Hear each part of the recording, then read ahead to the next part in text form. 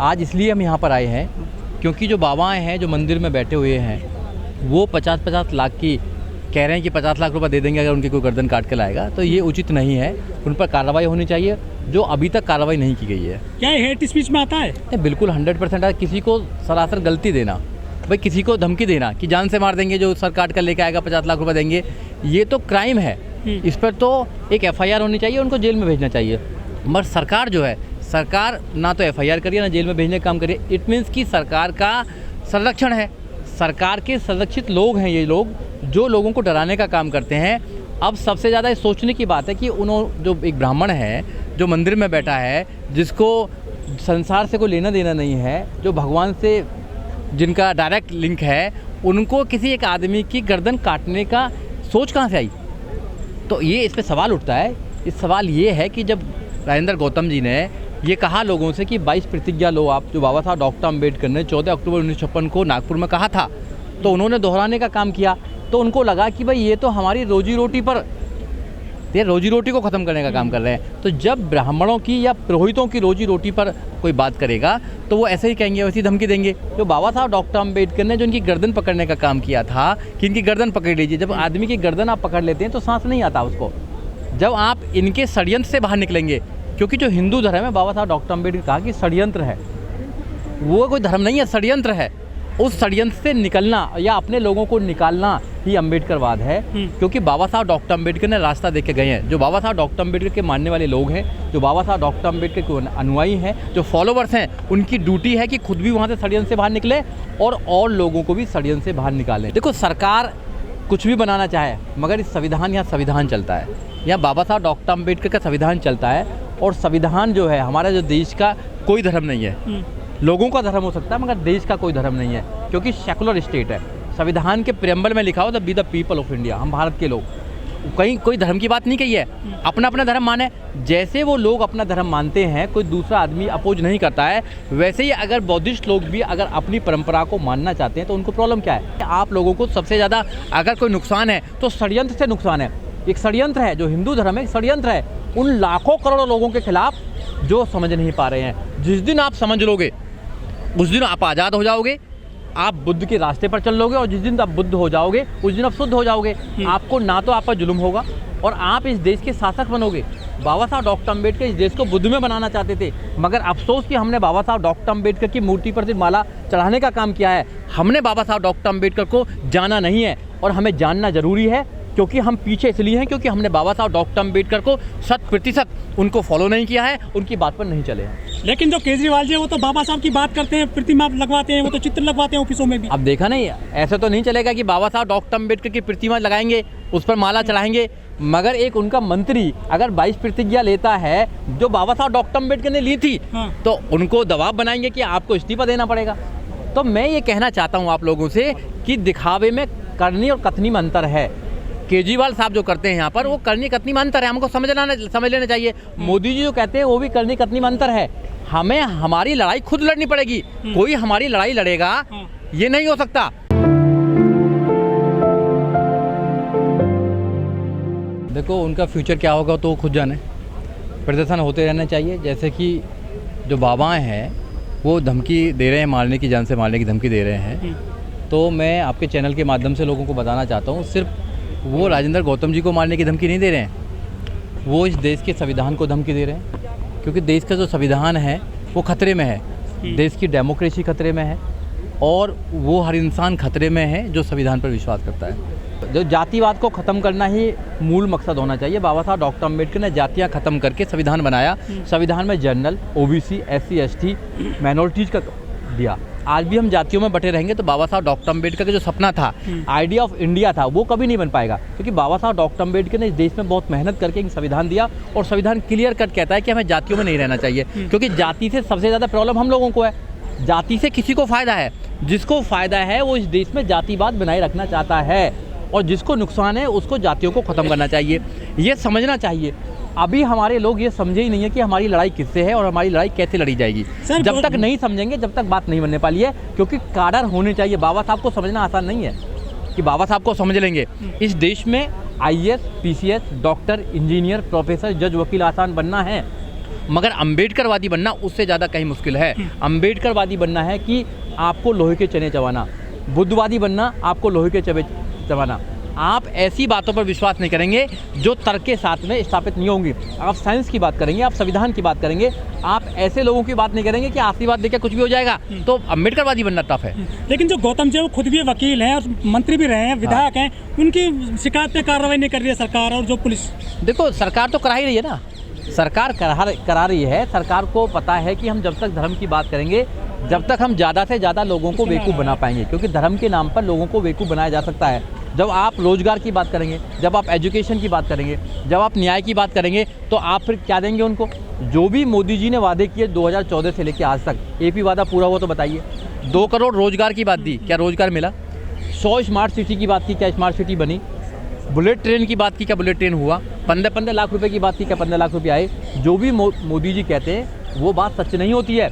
इसलिए आप समझ लीजिए कि धर्म के नाम पर ये जीतने का काम करते हैं, और हमें धर्म का जो धंधा है उसको ही तो खत्म करना है। ये मैं कैसे बता सकता हूँ? ये तो राजेंद्र गौतम ही बता पाएंगे आप लोगों को अच्छी तरह कि वो डिसाइड नहीं किया। देखो उनकी मजबूरी रही होगी, पर मैं उन पर कोई कमेंट नहीं करना चाहता हूँ। मगर उनका काम ये साहस, मतलब बहुत ही उनका करेजियस काम है कि 22 प्रतिज्ञा तो कम से कम ली। एक मिनिस्टर होने के बावजूद भी उन्होंने 22 प्रतिज्ञा ली, ये भी उनका धन्यवाद हमें करना चाहिए।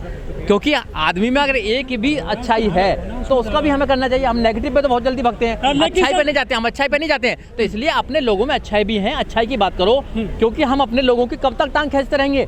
नहीं, ऐसा नहीं है। देखो बहुजन समाज के जो नौजवान हैं, अभी जो जनरेशन आ रही है, वो समझदार है, वो जानते हैं कि कौन आदमी मिसली है, कौन आदमी मिसली नहीं है। चिंता ना करें, लोग आने वाले समय में लोग तैयार हो रहे हैं, हम लोगों को तैयार कर रहे हैं कि जो सच को सच और झूठ को झूठ कह सके। हम अम्बेडकरवादी लोग बनाने का काम कर रहे हैं। जो अच्छे अम्बेडकरवादी लोग हैं वो किसी से डरते नहीं हैं, ना उनको लालच है अच्छे पदों की, ना उनको लालच है आईएएस, ना उनको मिनिस्टर बनने की, ना उनको लालच है एमएलए एमपी बनने की। उनको लालच है सिर्फ इस देश में जो सामाजिक परिवर्तन की लड़ाई है, जो आर्थिक मुक्ति की लड़ाई है, वो होनी चाहिए। जो माननीय काशीराम साहब की लड़ाई है, वो ईमानदार लोग हैं अपनी व्यवस्था के प्रति।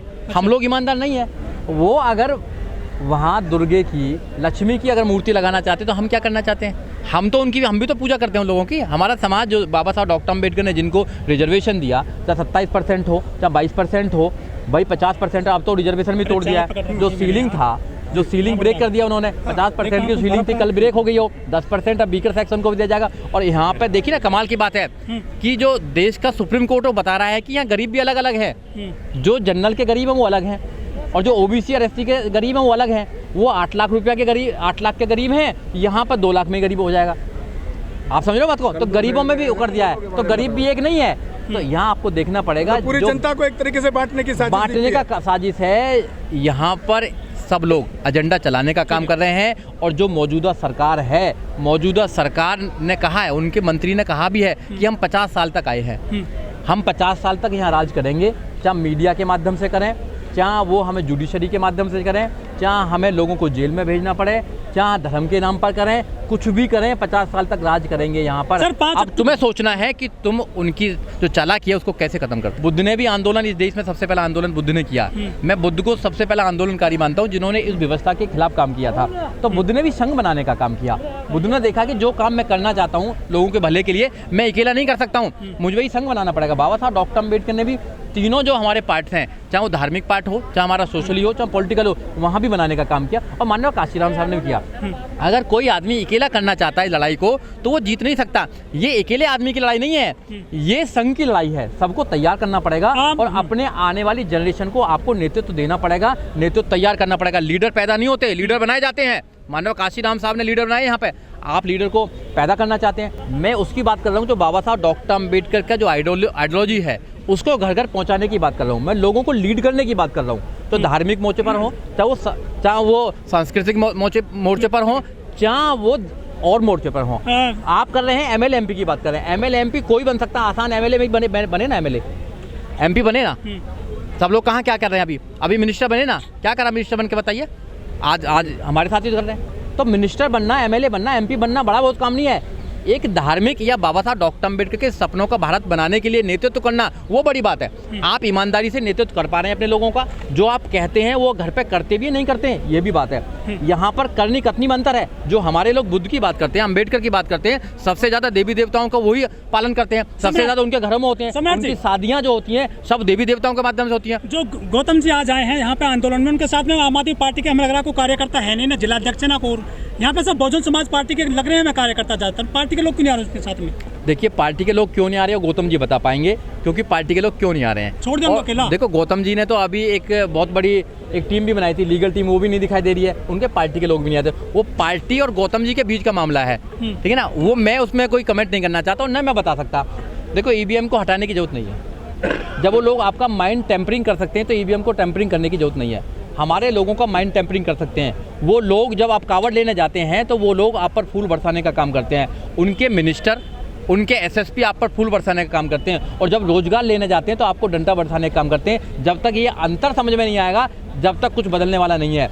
आप देखिए कि जब आपके लोगों को छोटे छोटे लालच में, आपके नेताओं को छोटे छोटे लालच में वो तोड़ लेते हैं या धर्म के नाम पर तोड़ लेते हैं, तो फिर उनको ईवीएम में किसी और में घोटाला करने की जरूरत नहीं है। वो बड़ा घोटाला कर चुके हैं। तो आप सोचें कि उनकी नीयत क्या है इस देश में काम करने की। इसका मतलब ईवीएम छोटा घोटाला है सर? नहीं, देखो ईवीएम जो घोटाला है उसका कोई ऐसा साक्ष्य नहीं है। मैं एक एडवोकेट होने के नाते एविडेंस पे बात करता हूँ। जब तक एविडेंस नहीं होगी किसी बात की, हम उसको प्रूव नहीं कर सकते हैं। बहुत से लोग इस दुनिया में क्या क्या कहते हैं, एविडेंस बहुत जरूरी है। जब तक एविडेंस नहीं होगा आप कोर्ट में भी कुछ नहीं कर सकते हैं। देखो गौतम जी को खुद पता है कि उनका फ्यूचर क्या, मैं कैसे बता सकता हूँ।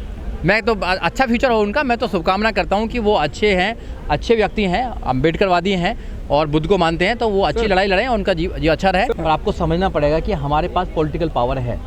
131 मेंबर ऑफ पार्लियामेंट जाते हैं, 1061 एमएलए जाते हैं, तो आप ये नहीं कह सकते कि हमारे लोग विधानसभा में और एमएलए एमपी नहीं बन रहे हैं। पॉलिटिकल पावर द मास्टर की विद द आइडियोलॉजी के साथ अगर कोई पॉलिटिकल पावर मिलती है आपको, तो आप कुछ कर सकते हैं। अगर आइडियोलॉजी उससे निकाल दिया जाए तो वो कुछ भी ताला नहीं खोल सकती है, वो आपका ताला भी नहीं खोल सकती है। वो चाबी है जो खत्म हो चुकी है। तो फिर सर बहुजन समाज जाए तो जाए कहाँ? देखो अभी तक वो अपने बहुजन समाज जितने भी संगठन पार्टी बनी सबको सपोर्ट करता रहा, पैसे तन मन बहुजन समाज को समझना पड़ेगा। बहुजन समाज को समझना पड़ेगा कि आपकी आइडियोलॉजी क्या है, आपका दुश्मन कौन है, आपकी लड़ाई कैसे लड़ी जाएगी, आपके लड़ाई के हथियार कौन से हैं।